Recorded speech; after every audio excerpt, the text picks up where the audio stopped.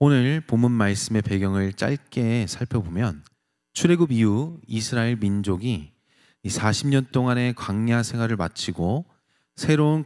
가나안 정복 행군을 시작하는 무렵인 것을 알 수 있습니다.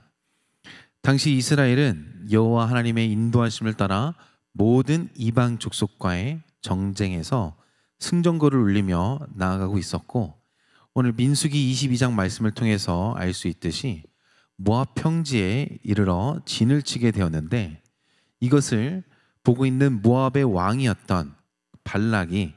당시 활동했던 이방 선지자 발람을 불러 그들의 방법으로서 이스라엘을 저주하려고 하였습니다. 이방 선지자 발람은 전혀 이스라엘과는 상관이 없고, 오히려 민수기 22장 12절과 19절에서 20절에 나와 있듯이 하나님의 뜻을 거역하는 자이고, 복술과 사술에 능한 자, 다시 말해서 세상의 방법과 이 세상 신에게 전적으로 의존하는 자였음을 알 수 있습니다. 오늘 본문 36절 말씀 가운데 그러한 발람을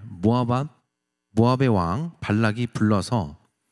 쉽게 말해 버선발로 뛰어나가 지극정성으로 모셔와서 37절 말씀 통해서 그에게 명예와 물질로서 그 발락 왕의 의도대로 움직이게 하기 위해서 온갖 가모니설로 발람을 유혹하는, 또 설득하는 모습을 보게 됩니다. 이에 38절에 발람이 말하기를 하나님이 내 입에 주시는 말씀만 말하겠다 이야기하는 모습을 보게 되는데, 이것은 본문 22장 전반절 가운데 하나님께서 발람에게 하신 말씀을 그 발람이 들었기 때문에 발람도 이 말씀을 의식하면서 이와 같이 대답하였지만, 그 자리에서 그 자신의 고향으로 곧바로 돌아가지 아니하고 40절과 41절 말씀처럼 대접을 받고 그 다음날 바알 산당에 오르는 모습을 통해서 그 발람 선지자의 행동과 또 말과는 다르게 자신의 마음이 그 명예와 그 물질에 있다는 것을 보여주고, 그 하나님의 명령과 뜻을 쉽게 저버리는 모습을 함께 볼 수 있습니다. 발락 왕 또한 이방 선지자 발람에게 극진히 대접한 이유에는 본인이 뜻하는 바를 이루기 위함도 있지만, 한편으로 하나님의 음성을 듣고 온 그에게 그 음성을 들은 발람이 여호와에게 대접한 것 같이 그를 대접할 때 하나님의 뜻을 조금이나마 자기의 뜻으로 움직일 수 있을까 하는 그런 얄팍한 그 자신의 생각을 볼 수 있게 되는데, 이것은 하나님께서 명령하시고 또 선포하신 뜻을 스스로 돌이키려고 하는, 자기의 의지대로 자기의 뜻대로 보고자 하는, 전혀 하나님을 알지 못하는 인간의 미련한 모습을 또한 보게 됩니다. 이와 같이 미련함으로 깨닫지 못하는 가운데 23장 1절에서부터 본격적으로 이방 선지자 발람이 모압 왕의 발락의 뜻을 따라 이스라엘을 저주하기 위해 준비하기 시작하는데, 1절에 나오는 이러한 제단과 제물은 정말로 이스라엘 여호와 하나님에게 제사하고자 하는 것이 아니라 이방 선지자 발람의 사술에 기초하여서 진행된 것으로서,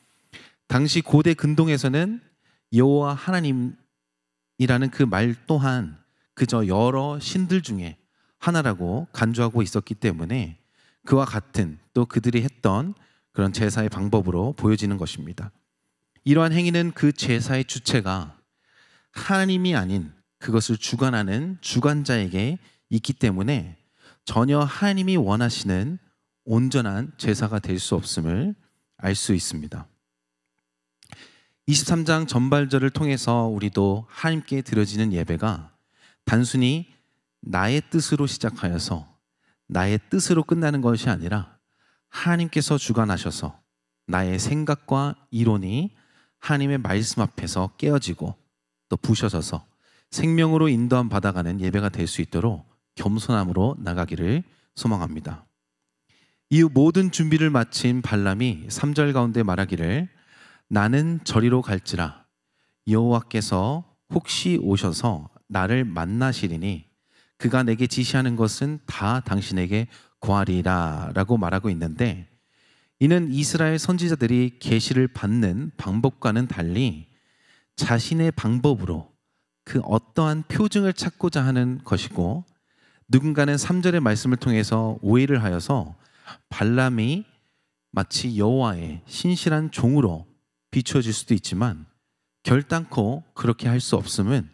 그가 이미 여호와의 말씀을 거역하였고 또 자신의 뜻을 따라 하나님의 뜻을 저버리고 스스로 어떠한 표징을 찾기 위해서 또 특별한 징조를 찾기 위한 어떤 행위를 지속하고 있고, 그가 이방 선지자이고 복술가로서 그가 가지고 있던 어떻게 보면 기술이고 그들이 가지고 있던 사수를 통하여서 하나님의 뜻을 알고자 하는 매우 교만한 행동을 보여주고 있다는 것입니다. 이것은 우리의 신앙생활 가운데서도 우리 스스로도 인지하기 어려울 정도로 자연스럽게 나타나는 현상일 수도 있습니다. 이 어떠한 현상을 가지고서 하나님의 뜻을 판단하거나 또 그러한 현상이 나타나지 않을 때는 하나님의 뜻으로 받아들이지 못하고 나의 생각에 묶여서 오히려 하나님의 뜻을 좇는 것에 방해가 되는 경우가 있는데, 저와 여러분은 이처럼 어떠한 삶의 어떤 경험을 통하여서 그런 것으로 확신과 결정을 하는 것이 아니라 하나님의 말씀을 믿고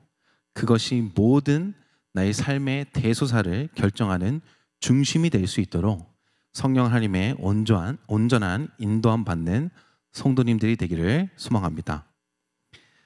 오늘 이 발람 선지자와 같이 스스로의 생각과 이론에 묶이게 된 것은 하나님의 뜻마저 거부하며 자신의 이익을 추구하며 또 두려움이 없는 생명의 길에서 떠나서 미련한 자의 길에 있으니 이와 같은 일이 나타나고 있는 것이고, 그가 가고자 하는 길이 사망의 길인지도 모른 채 자신의 욕심을 따라 나아가니 야고보서 1장 15절 말씀과 같이 욕심이 잉태한즉 죄를 낳고 죄가 장성한즉 사망을 낳느니라 하신 말씀의 열매를 맺는 모습을 보게 되는 것입니다. 이처럼 사망의 길로 나아가는 가운데 23장 4절에 하나님이 발람에게 임하신다라고 이야기하고 계십니다. 앞서 이야기한 바와 같이 발람이 준비하였던 제사로 말미암아 하나님께서 나타나신 것이 아니라 발락과 발람의 행악을 저지하고자 하나님께서 직접 나타나신 것이라는 것을 기억하시기 바랍니다. 이 5절에 하나님께서 발람에게 말씀하시기를 발락에게 돌아가서 이렇게 말하라 명하시고, 6절에 그 말을 듣고자 하는 발락과 모압의 모든 귀족들이 번제물 곁에 함께 서 있는데, 7절부터 10절까지 이스라엘을 저주하는 것이 아니라 오히려 이스라엘을 축복하고 있다는 것을 알 수 있습니다. 이러한 축복에 발락은 11절 말씀과 같이 이스라엘을 저주하라 라고 하였는데 어찌 이같이 행하느냐 라고 이야기하면서 12절에 발람이 이르기를 여호와 하나님께서 자신의 입을 들어 쓰시니 그것을 어찌 이야기 아니할 수 있느냐 라고 이야기하며 발람의 첫 번째 예언과 축복이 마무리가 됩니다. 오늘 말씀을 통해서 저와 여러분이 하나님 앞에서 어떠한 생각과 마음으로 예배를 준비하고 또 그러한 예배를 위해서 얼마나 말씀에 순종하고 그 순종함이 삶에서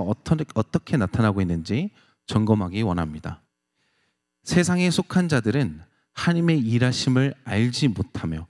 그들의 생각과 교만에 사로잡혀서 하나님의 뜻을 자기의 뜻으로 바꾸려 하고 또 그 교만이 하나님을 대적하는 일인지도 모른 채 욕심으로 나아가 사망 가운데 거하는 모습을 오늘 본문 말씀에 발람 선지자와 발락 왕을 통해서 알게 되었습니다. 결국 하나님께서 축복하시고 하나님의 인도함을 받는 자는 그 누구도 해할 수 없고 저주할 수도 없다는 것을 알게 해주셨고, 그것으로 끝나는 것이 아니라 허락하신 땅을 취하여서 하나님의 약속을 반드시 이루어 가시는 것을 우리에게 보여주고 계시다면 저와 여러분이 오늘 발람과 발락의 모습을 통해서 깨닫기 원하는 바는 발람과 같이 혹여 나의 생각과 뜻대로 하나님을 섬기고자 한 것이 없는지 돌아보고 신앙생활 가운데 말씀의 뜻이 아닌 나의 욕심으로 말미암아 하나님의 말씀을 두고 삶 가운데 가지고 있던 경험과 철학이 그 말씀의 뜻을 좌지우지하고 있다면 이 시간 그것을 내어놓고 예수 그리스도의 이름으로 회개함을 구하셔서 교만과 욕심에서 벗어나 고린도서 10장 5절 말씀과 같이 모든 이론을 파하며 하나님 아는 것을 대적하여 높아진 것을 다 파하고 모든 생각을 사로잡아 그리스도에게 복종케 함으로 하나님의 뜻을 겸손함으로 순종할 수 있도록 인도해달라 간구하시고 발락과 같이 하나님의 일하심을 분별치 못하고 자신의 이익을 위해서 남을 저주하는 모습을 보며 나도 모르게 나의 모습을 돌아보지 못하고 나의 생각이 의롭다 여김으로 하나님의 일하심을 뒤로한 채 정죄하고 미워하고 저주하지 않았는지 다시 한번 돌이켜보시고 알게 모르게 마음으로 품었던 것이 있다면 성령 하나님께 간구하셔서 또 한번 깨닫고 돌이켜서 나도 모르게 하나님의 인도함 받는 누군가를 또 하나님의 신실함이 있는 가운데 나의 뜻을 관철하기 위해 욕심을 부린 것이 있다면 이 시간 다시 한번 예수 그리스도의 이름으로 회개함을 구하셔서 단순히 오늘 말씀으로 끝나는 것이 아니라 하나하나 깨달아서 또 변화되고 발람과 발락의 모습이 아닌 온전히 하나님의 뜻을 쫓아 감으로 승리의 열매를 맺고 있는 이스라엘의 모습이 저와 여러분의 삶에도 나타나기를 소망하고 축복합니다. 함께 기도하시겠습니다. 하나님 아버지 감사합니다. 오늘 발람과 발락의 모습을 통하여서